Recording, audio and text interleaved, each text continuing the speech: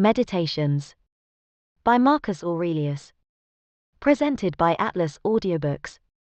The sixth book. The matter itself, of which the universe doth consist, is of itself very tractable and pliable. That rational essence that doth govern it, hath in itself no cause to do evil. It hath no evil in itself, neither can it do anything that is evil, neither can anything be hurt by it. And all things are done and determined according to its will and prescript. Be it all one unto thee, whether half frozen or well warm, whether only slumbering, or after a full sleep, whether discommended or commended thou do thy duty, or whether dying or doing somewhat else, for that also to die must among the rest be reckoned as one of the duties and actions of our lives. Look in, let not either the proper quality, or the true worth of anything pass thee, before thou hast fully apprehended it. All substances come soon to their change, and either they shall be resolved by way of exhalation, if so be that all things shall be reunited into one substance, or as others maintain, they shall be scattered and dispersed. As for that rational essence by which all things are governed, as it best understandeth itself, both its own disposition, and what it doth, and what matter it hath to do with, and accordingly doth all things, so we that do not, no wonder, if we wonder at many things, the reasons whereof we cannot comprehend. The best kind of revenge is, not to become like unto them. 6. Let this be thy only joy, and thy only comfort, from one sociable kind action without intermission to pass unto another, God being ever in thy mind. 7. The rational commanding part, as it alone can stir up and turn itself, so it maketh both itself to be, and everything that happeneth, to appear unto itself, as it will itself. 8. According to the nature of the universe all things particular are determined, not according to any other nature, either about compassing and containing, or within, dispersed and contained, or without, depending. Either this universe is a mere confused mass, and an intricate context of things, which shall in time be scattered and dispersed again, or it is an union consisting of order, and administered by providence. If the first, why should I desire to continue any longer in this fortuite confusion and commixtion? Or why should I take care for anything else, but that as soon as may be I may be earth again? And why should I trouble myself any more whilst I seek to please the gods? Whatsoever I do, dispersion is my end, and will come upon me whether I will or no. But if the latter be, then am not I religious in vain, then will I be quiet and patient, and put my trust in him, who is the governor of all. 9. Whensoever by some present hard occurrences thou art constrained to be in some sort troubled and vexed, return unto thyself, as soon as may be, and be not out of tune longer than thou must needs. For so shalt thou be the better able to keep thy part another time, and to maintain the harmony, if thou dost use thyself to this continually, once out, presently to have recourse unto it, and to begin again. If it were that thou hadst at one time both a stepmother, and a natural mother living, thou wouldst honor and respect her also, nevertheless to thine own natural mother would thy refuge, and recourse be continually. So let the court, and thy philosophy be unto thee. Have recourse unto it often, and comfort thyself in her, by whom it is that those other things are made tolerable unto thee, and thou also in those things not intolerable unto others. 11. How marvelous useful it is for a man to represent unto himself meats, and all such things that are for the mouth, under a right apprehension and imagination. As for example, this is the carcass of a fish, this of a bird, and this of a hog. And again more generally, this falernum, this excellent highly commended wine, is but the bare juice of an ordinary grape. This purple robe, but sheep's hairs, dyed with the blood of a shellfish. So for coitus, it is but the attrition of an ordinary base entrail, and the excretion of a little vile snivel, with a certain kind of convulsion, according to Hippocrates his opinion. How excellent useful are these lively fancies and representations of things, thus penetrating and passing through the objects, to make their true nature known and apparent. This must thou use all thy life long, and upon all occasions, and then especially, when matters are apprehended as of great worth and respect, thy art and care must be to uncover them, and to behold their vileness, and to take away from them all those serious circumstances and expressions, under which they made so grave a show. For outward pomp and appearance is a great juggler, and then especially art thou most in danger to be beguiled by it, when to a man's thinking thou most seemest to be employed about matters of moment. 12. See what Crates pronounceth concerning Xenocrates himself. 13. Those things which the common sort of people do admire, are most of them such things as are very general, and may be comprehended under things merely natural, or naturally affected and qualified, as stones, wood, figs, vines, olives. Those that be admired by them that are more moderate and restrained, are comprehended under things animated, as flocks and herds. Those that are yet more gentle and curious, their admiration is commonly confined to reasonable creatures only, not in general as they are reasonable, but as they are capable of art, or of some craft and subtle invention, or perchance barely to reasonable creatures, as they that delight in the possession of many slaves. But he that honors a reasonable soul in general, as it is reasonable and naturally sociable, doth little regard anything else, and above all things is careful to preserve his own, in the continual habit and exercise both of reason and sociableness, and thereby doth cooperate with him, of whose nature he doth also participate, God. 14. Some things hasten to be, and others to be no more. And even whatsoever now is, some part thereof hath already perished. Perpetual fluxes and alterations renew the world, as the perpetual course of time doth make the age of the world of itself infinite, to appear always fresh and new. In such a flux and course of all things, what of these things that hasten so fast away should any man regard, since among all there is not any that a man may fasten and fix upon? As if a man would settle his affection upon some ordinary sparrow living by him, who is no sooner seen than out of sight. For we must not think otherwise of our lives, than as a mere exhalation of blood, or of an ordinary respiration of air.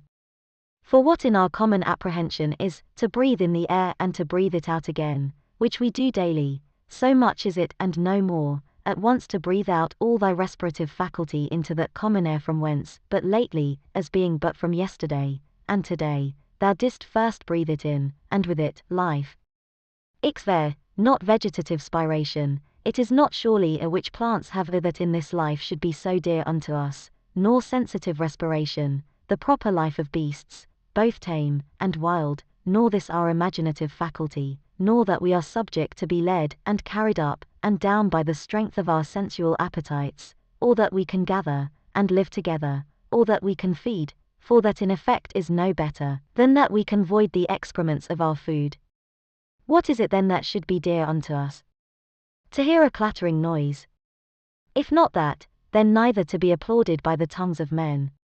For the praises of many tongues is in effect no better than the clattering of so many tongues.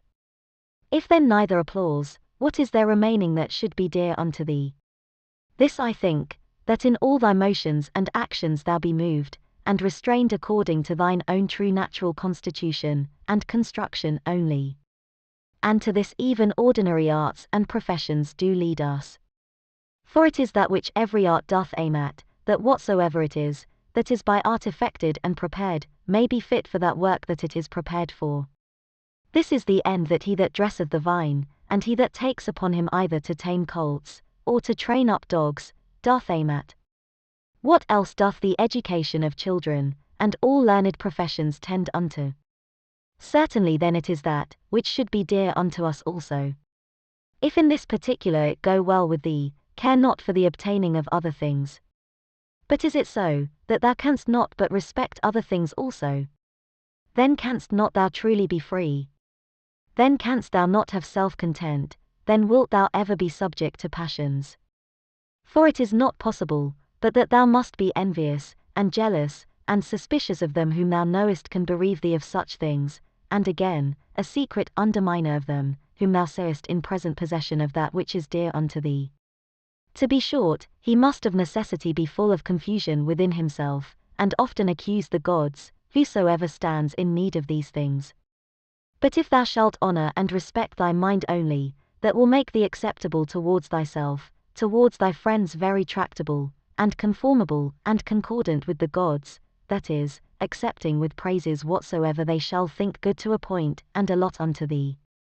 16. Under, above, and about, are the motions of the elements, but the motion of virtue is none of those motions, but is somewhat more excellent and divine.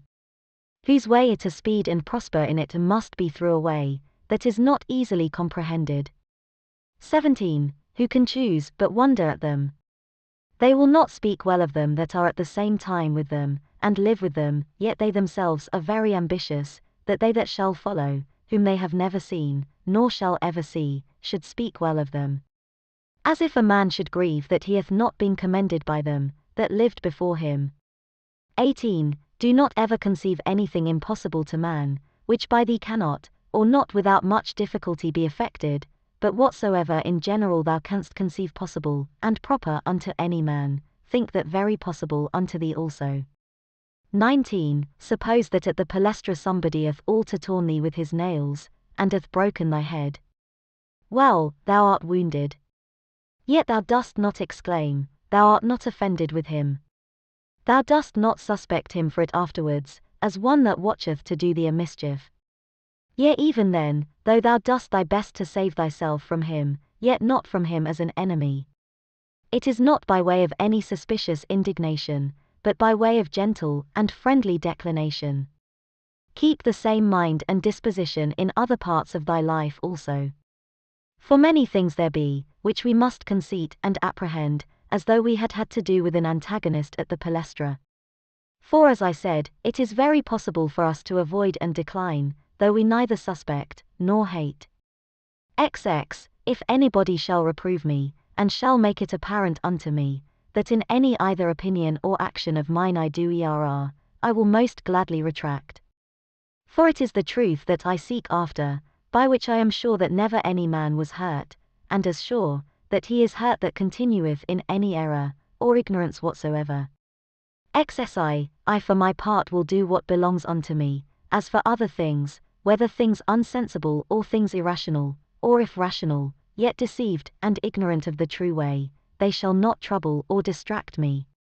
For as for those creatures which are not endued with reason, and all other things and matters of the world whatsoever I freely, and generously, as one endued with reason, of things that have none, make use of them. And as for men, towards them as naturally partakers of the same reason, my care is to carry myself sociably. But whatsoever it is that thou art about, remember to call upon the gods.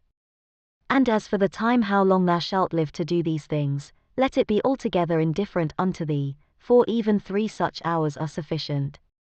XXII. Alexander of Macedon, and he that dressed his mules, when once dead both came to one. For either they were both resumed into those original rational essences from whence all things in the world are propagated, or both after one fashion were scattered into atoms. 23. Consider how many different things, whether they concern our bodies, or our souls, in a moment of time come to pass in every one of us, and so thou wilt not wonder if many more things, or rather all things that are done, can at one time subsist, and coexist in that both one and general, which we call the world.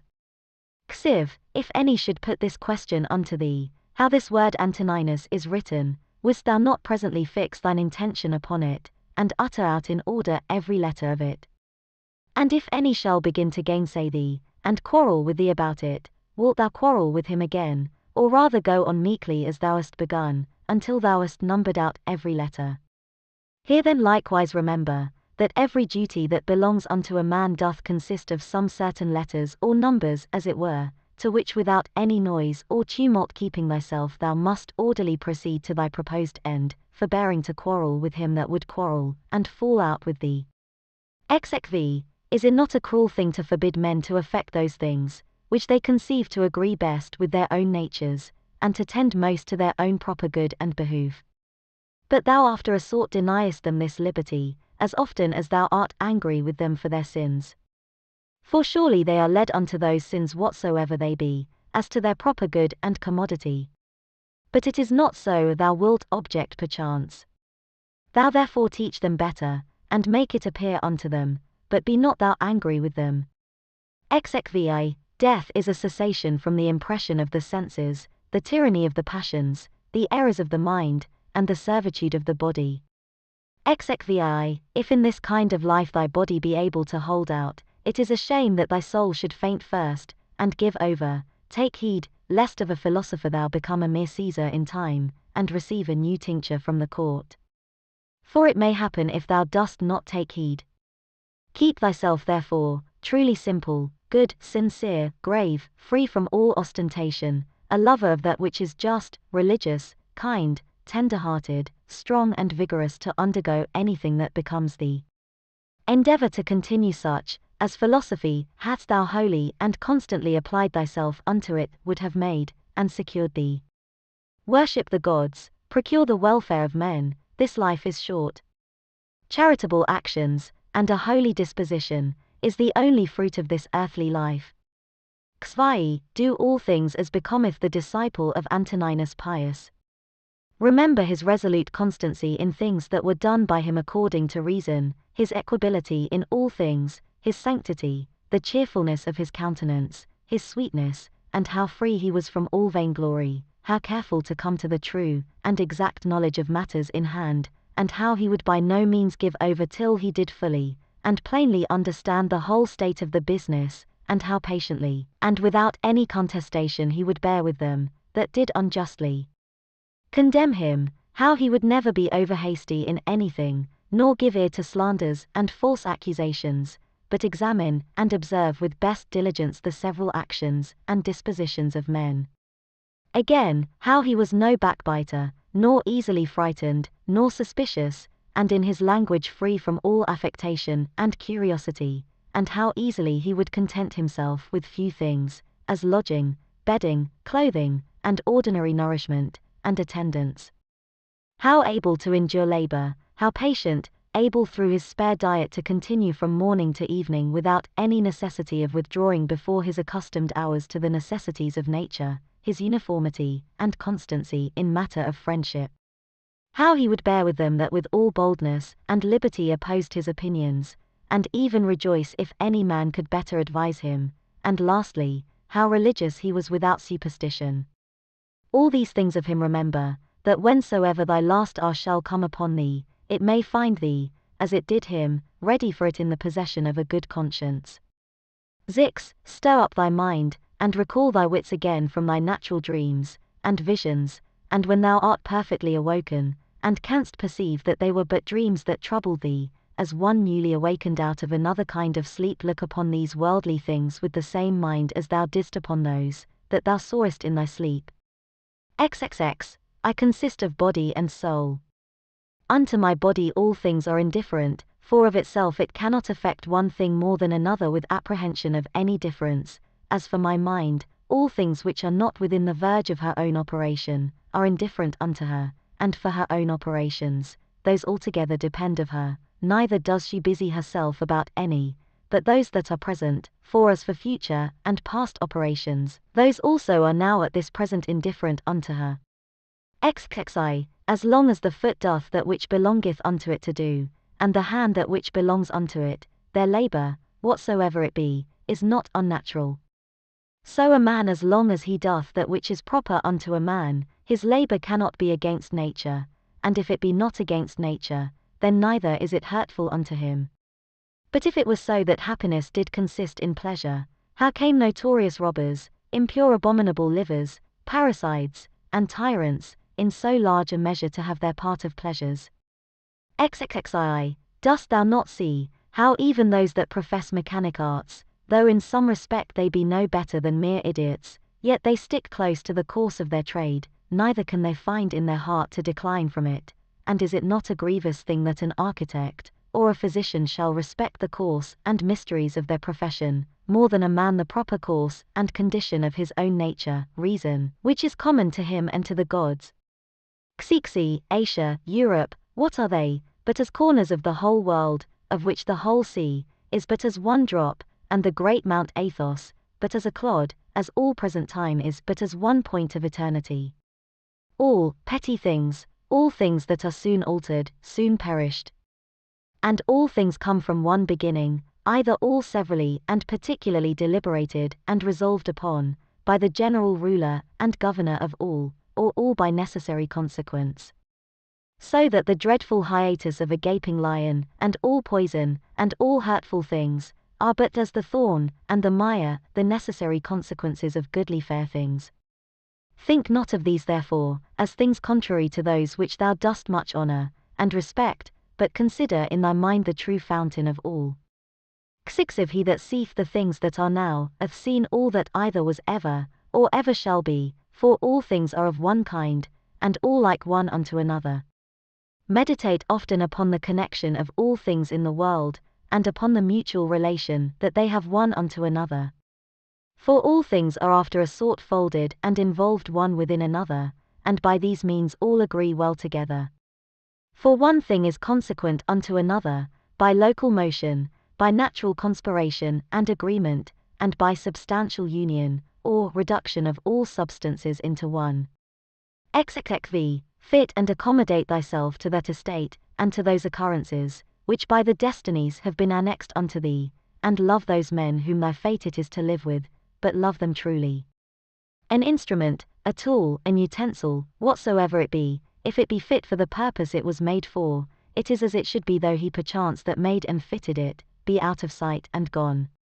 But in things natural, that power which hath framed and fitted them, is and abideth within them still, for which reason she ought also the more to be respected, and we are the more obliged, if we may live and pass our time according to her purpose and intention, to think that all is well with us, and according to our own minds. After this manner also, and in this respect it is, that he that is all in all doth enjoy his happiness. XXVI, what things soever are not within the proper power and jurisdiction of thine own will either to compass or avoid, if thou shalt propose unto thyself any of those things as either good or evil, it must needs be that according as thou shalt either fall into that which thou dost think evil, or miss of that which thou dost think good, so wilt thou be ready both to complain of the gods, and to hate those men, who either shall be so indeed, or shall by thee be suspected as the cause either of thy missing of the one, or falling into the other. And indeed we must needs commit many evils, if we incline to any of these things, more or less, with an opinion of any difference. But if we mind and fancy those things only, as good and bad, which wholly depend of our own wills, there is no more occasion why we should either murmur against the gods, or be at enmity with any man. XXVI, we all work to one effect, some willingly, and with a rational apprehension of what we do, others without any such knowledge. As I think Heraclitus in a place speaketh of them that sleep, that even they do work in their kind, and do confer to the general operations of the world. One man therefore doth cooperate after one sort, and another after another sort, but even he that doth murmur, and to his power doth resist and hinder, even he as much as any doth cooperate. For of such also did the world stand in need. Now do thou consider among which of these thou wilt rank thyself. For as for him who is the administrator of all, he will make good use of thee whether thou wilt or no, and make thee as a part and member of the whole as so to cooperate with him, that whatsoever thou doest, shall turn to the furtherance of his own counsels and resolutions. But be not thou for shame such a part of the whole, as that vile and ridiculous verse, which Chrysippus in a place doth mention, is a part of the comedy.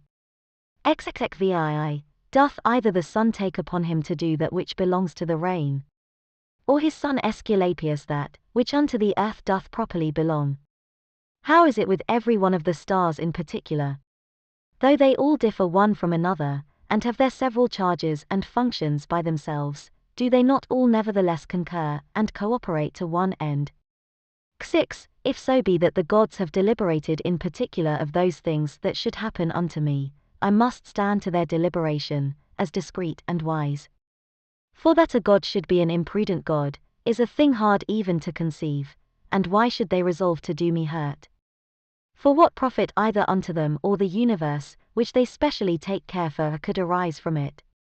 But if so be that they have not deliberated of me in particular, certainly they have of the whole in general, and those things which in consequence and coherence of this general deliberation happen unto me in particular, I am bound to embrace and accept of.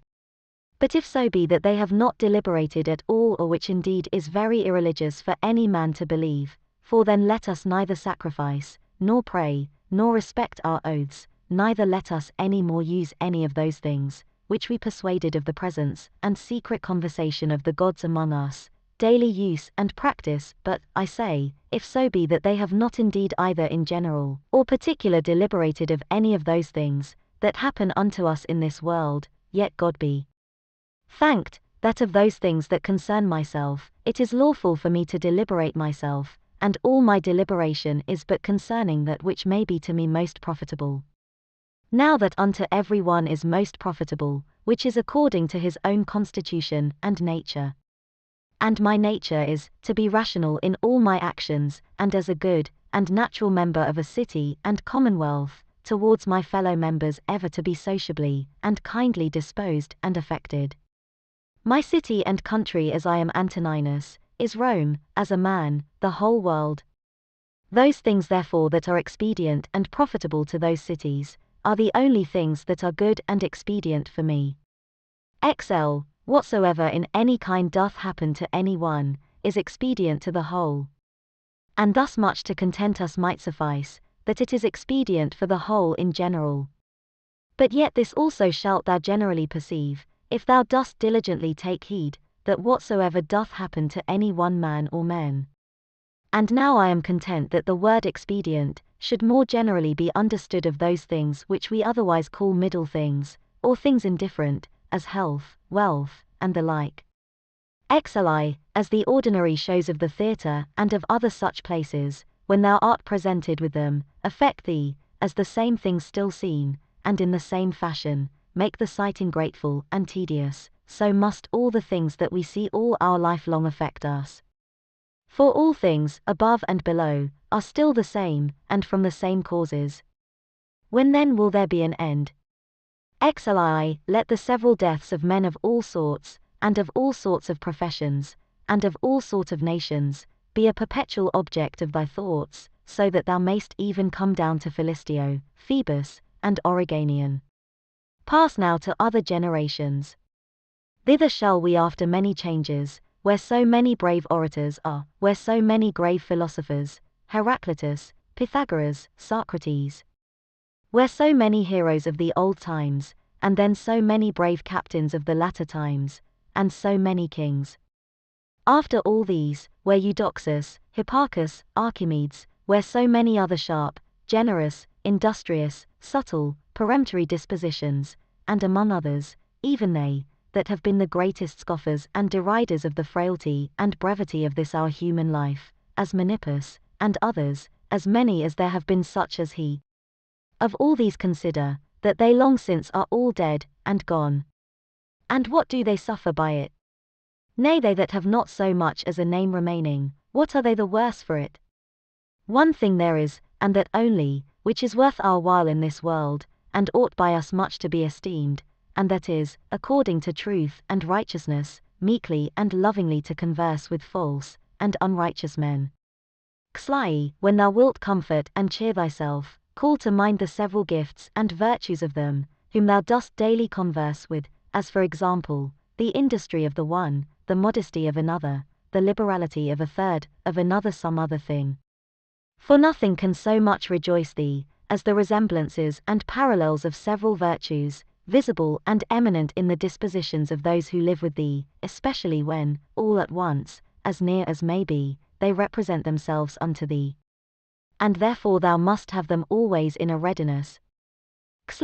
Dost thou grieve that thou dost weigh but so many pounds, and not 300 rather? Just as much reasonest thou to grieve that thou must live but so many years, and not longer.